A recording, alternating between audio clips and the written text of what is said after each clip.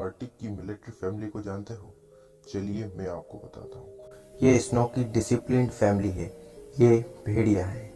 इसे polar wolf या white wolf भी कहा जाता है।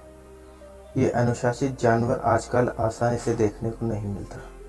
पहले के समय में ये जंगलों के करीब आसानी से दिख जाते थे, लेकिन ये अब कुछ सीमित जगहों पर ही देखने मिलता है। यह जानवर भी बाकी कई जानवरों की तरह विलुप्ति की कगार पर खड़ा है, और इसकी विलुप्ति का कारण भी कहीं न कहीं इंसान ही है।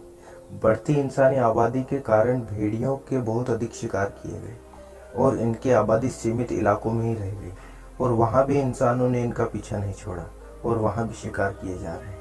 शेर, बाघों, जगुआर का शिकार तो समझ में आता है कि उनसे इंसानों को खतरा है, लेकिन इन वुल्फ्स के द्वारा कभी भी कोई इंसान को नहीं मारा गया, और अगर कोई मारा भी गया हो तो उसकी खुद की ही गलती से, क्योंकि वुल्फ या भेड़िए काफ़ी शर्मीले और इंसानों से डरने वाले जानवर होते हैं।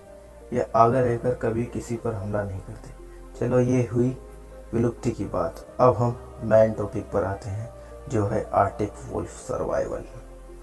आर्टिक वुल्फ एक नर और एक मादा के परिवार में रहते हैं, जिनमें उनके बच्चे भी पलते हैं। यह भी देखा गया है कि कभी कभी भेड़िए किसी अन्य भेड़िए के अनाथ बच्चे को भी शरण देते हैं और उसे पालने लगते हैं। आर्टिक भेड़ियों का शिकार करने का तरीका सामाजिक होता है, और ये झुंड बनाकर घास चरने वाले जानवरों का शिकार करते हैं। वुल्फ अपने एरिया के शिखर के शिकारी होते हैं, और आर्टिक वुल्फ को किसी और मांसाहारी जीव से डरने की जरूरत नहीं होती, क्योंकि वहाँ पर कोई जानवर सर्वाइव नहीं कर सकता। आर्टिक में आर्टिक वुल्फ का ही साम्राज्य होता है। फिर भी यहाँ का मौसम इन पर थोड़ा भी तरस नहीं खाता। यहाँ पर गर्मी के मौसम में 6 महीनों तक कोई खाने की कमी नहीं होती। ये पेट भर भोजन करते हैं, लेकिन शिकार करना इतना भी आसान नहीं होता। बड़े बड़े जानवर ऐसे ही शिकार नहीं हो जाते। बहुत कोशिश करने के बाद इन्हें खाना मिलता है। ये ज़्यादातर छोटे बच्चे या फिर बूढ़े जानवरों का ही शिकार करते हैं और पेट भरते हैं। इसी सुहाने मौसम में जन्म होता है नन्हे पप्स का। मादा वुल्फ्स का गर्भकाल 60 से 76 दिनों तक होता है, और अब ये समय पूरा हो चुका है। अब इन पप्स को जल्दी से अपना वजन बढ़ाना होता है। मादा अपने बच्चों की रखवाली करती है ताकि कोई दूसरा झुंड बच्चों को मार न दे। शेरों की तरह भेड़ियों का भी इलाका बटा हुआ रहता है। पूरी एक मिलिट्री की तरह ग्रुप डिसाइड होता है। मादा बच्चों की सेफ्टी के लिए होती है, और बाकी नर और अल्फा नर सीमा पर बार बार घूमते रहते हैं, और अल्फा नर अपने यूरिन को छोड़कर अपने इलाके का दावा करता है, और सिर्फ मादा को छोड़कर बाकी सभी शिकार पर चले जाते हैं।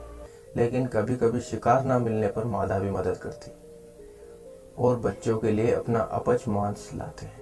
अल्फा मेल और मादा भेड़िए बच्चे पैदा कर सकती है, बाकी मादा बच्चों की देखरेख करती है। अल्फा मेल वुल्फ झुंड का नेतृत्व करता है। ये झुंड को एक परिवार की तरह बांधे रखता है और एक अनुशासित झुंड बनाता है, जिसमें छोटे बच्चे और यंग मेल मादा अल्फा मेल के सामने अपनी पूंछ को ऊंचा नहीं रखते, और अल्फा वुल्फ को भी नियम का पालन करना पड़ता है, जैसे बाकी झुंड के सामने अपनी गर्दन न झुकाना और अपनी जीभ न निकालना। और यही डिसिप्लिन इन्हें बांधे रखता है फैमिली की तरह। इनमें बड़ी मजबूत सामाजिक संरचना पाई जाती है, इतनी कि ये एक दूसरे के लिए जान भी दे देते हैं।